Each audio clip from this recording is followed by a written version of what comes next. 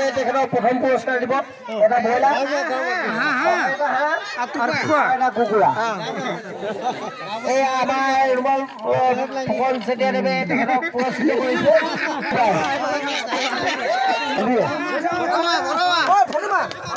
প্ৰথম পুৰস্কাৰ পাইছে আমাৰ ইটা এজন ব্যক্তিয়ে এটা কুকুৰা আৰু এটা হাঁহ তেখেতৰ ধন্যবাদ থাকিল আৰু আমাৰ দ্বিতীয় পুৰস্কাৰ পুৰস্কৃত হোৱা 1198 তেখেত আগবাঢ়ি আহিলে 1198 যিজন আছে তেখেতে আগবাঢ়ি আহিব লাগে এইটো দ্বিতীয় পুৰস্কাৰ 1198 প্ৰথমটো 1264 এয়া দ্বিতীয় পুৰস্কাৰ পুৰস্কৃত হৈছে আমাৰ জয়ন্ত ফুকনদেৱৰ তেখেতৰ কন্যা নাম কি আছে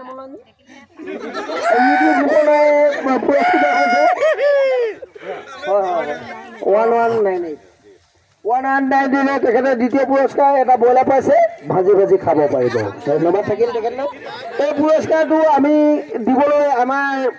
কাষত থকা বিকাশৰ দেউতা ভক্তৰ তেখেত দুদিন কোঁৱৰ দেৱলৈ আমি অনুৰোধ কৰিলোঁ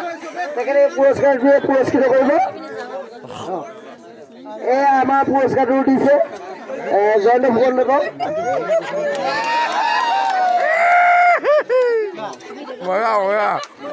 ধন্যবাদ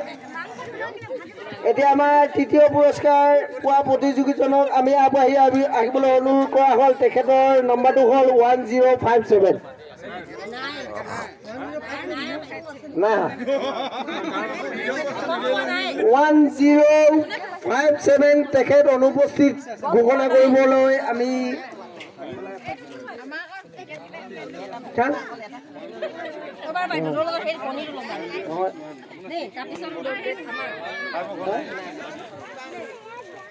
চতুৰ্থ পুৰস্কাৰ পোৱা বিজয়ীজন হ'ল 1140 তেখেতে পাব কণী প্লেট চতুৰ্থ পুৰস্কাৰ এই কণী প্লেটটো দিবলৈ আমি অনুৰোধ কৰা হৈছে দুলিন কোঁৱৰে তেখেতক পুৰস্কৃত কৰিব কণী প্লেট এয়া কণী প্লেট তেখেতে মেগীৰ লগতো খাব পাৰিব আৰু ভাজিও খাব পাৰিব ধন্যবাদ নিবান তেখেতলৈ অশেষ ধন্যবাদ থাকিল 057 এতিয়া হুকতি চুঙাটো আছে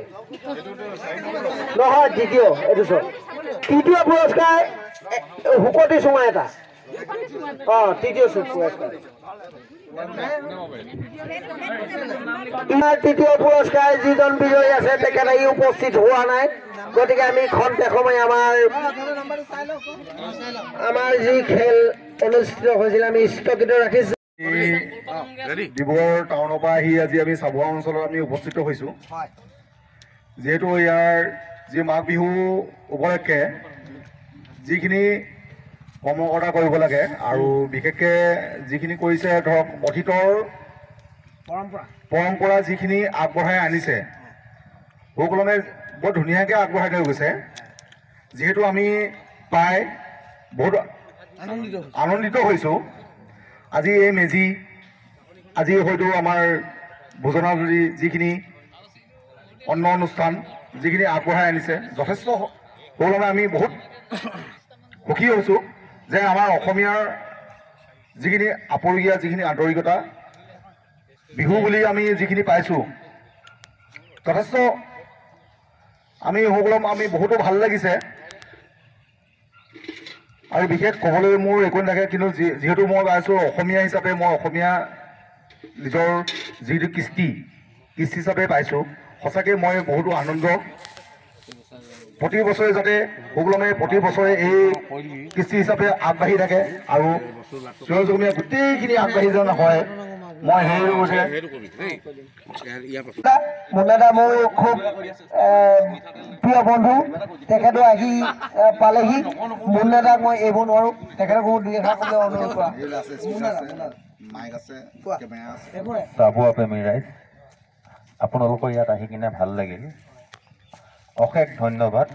আপোনালোকে আমাক ইমান আদৰ সাদৰ দিলে ভৱিষ্যত আশা কৰোঁ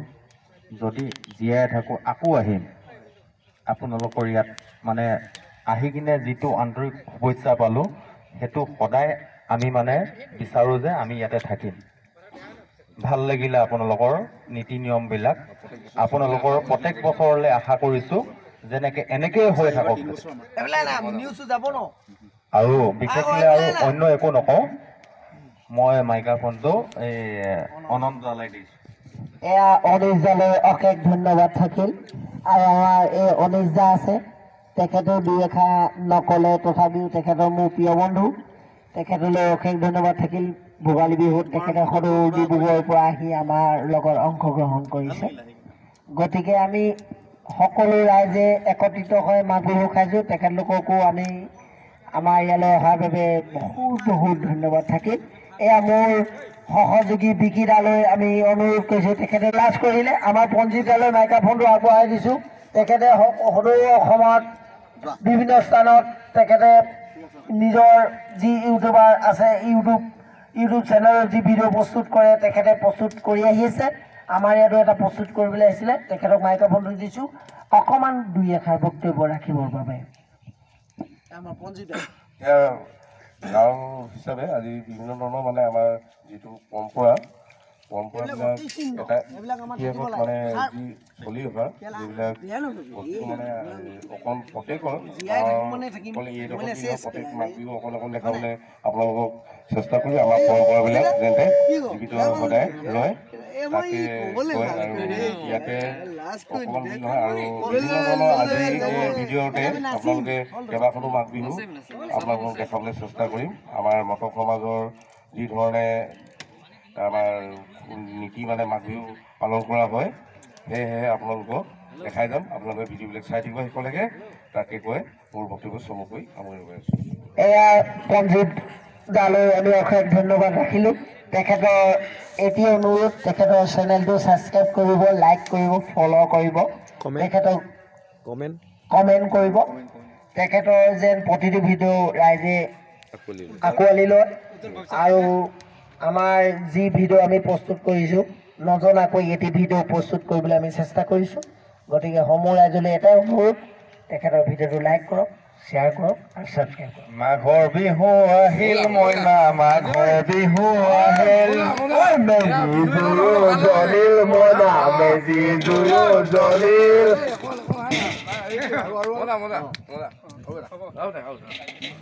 এইটোহে জীৱনত বিহু ন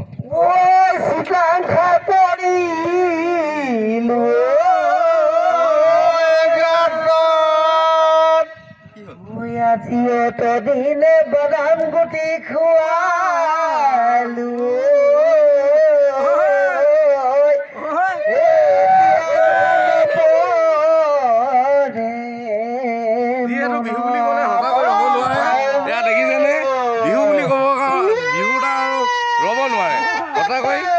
মাঘ বিহুত আমি এনেকৈ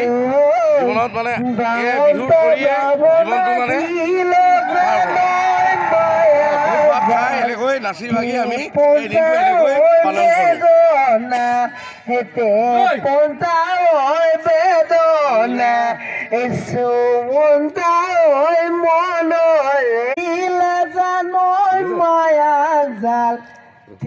ponta oi bedona te ponta oi bedona so anta oi monode jitu phone jitu দেউঠাই গাঁও মাঘ বিহুৰ মেজি আপোনালোকক দেখাইছোঁ ইয়াত পাছত আৰু কিমানখিনি কি বনোৱা মেলা কৰি আছে ৰাইজে আপোনালোকক ঘৰ মানুহ একগোট হৈ আজি পৰম্পৰা নীতি নিয়মত আজি পূৰ্বৰ পৰা একতা গোষ্ঠীয়ে খাই আমি সমাজখন এনেকৈ পৰম্পৰা নীতি নিয়ম কৰি আহিছোঁ আজি আমাৰ ভোগালী উৎসৱটো ইমানেই ধুনীয়া হৈছে আজি নথৈ আনন্দ হৈছোঁ আমি হাঁহ প্ৰায় 25-30টামান আমাৰ হাঁহ ৰাইজে আমাক আগবঢ়াইছে প্ৰায় মানে 300 ওপৰত মানে আমাৰ আয়োজন কৰা হৈছে আৰু বিভিন্ন প্ৰান্তৰ পৰা আৰু আমাৰ আহি আছে যিহেতু ৰান্ধনি ইয়াত এই ভাইটি এখন বাইদেউ কি হৈছে এইফালে মাংস ভাত বনি আছে ইয়াৰ দেখিছে সকলো হৈ গৈছে ইয়াৰ সকলো ৰান্ধনিয়ে চব এইবিলাক আৰু বাকী বাহিৰৰ পৰিৱেশ পাচলিবিলাক আমাৰ সম্পূৰ্ণ হৈ উঠিছে প্ৰায় সন্ধিয়া 7 বজাৰ লগে লগে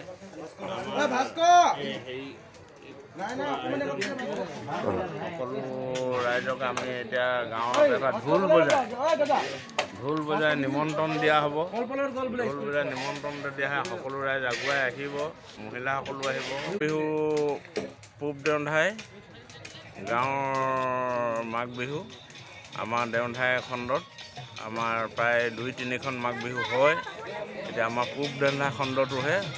আপোনাৰ এটা আগবঢ়োৱা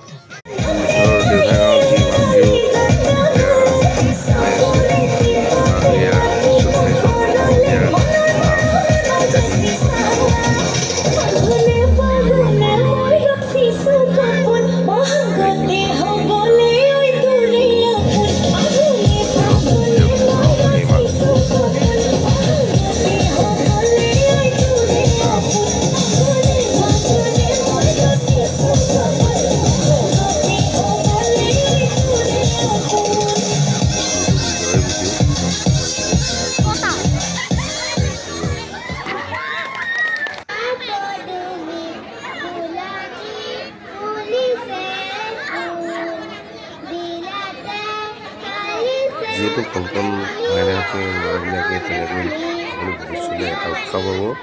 গতিকে এনে আয়োজন কৰাত সকলো ৰাইজলৈ বহুত বহুত ধন্যবাদ। যাতে এনেকৈ কংকন ল'ৰা ছোৱালীবিলাক খেল অনুষ্ঠিত কৰি আগলৈ আগুৱাই যাব কাৰণে উৎসাহ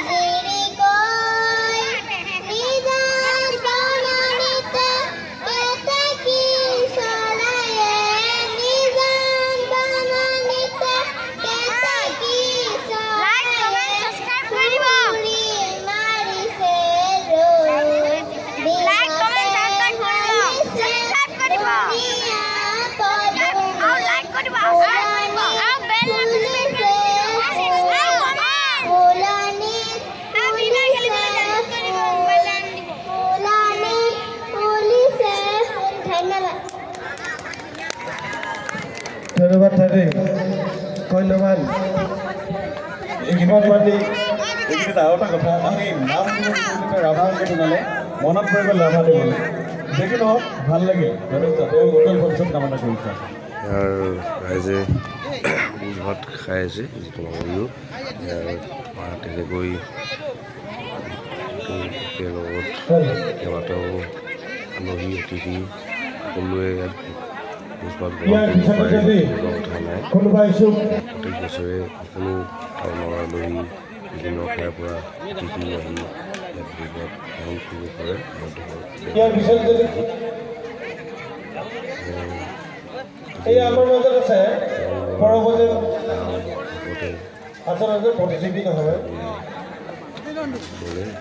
প্ৰদৰ্শনীমূলক হিচাপে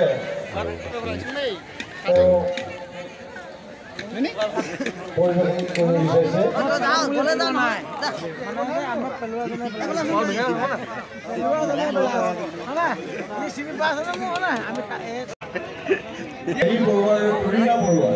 তেওঁলোকে যিকোনো এটি গানত তেওঁলোকে নৃত্য পৰিৱেশন কৰিব বিচাৰিছে।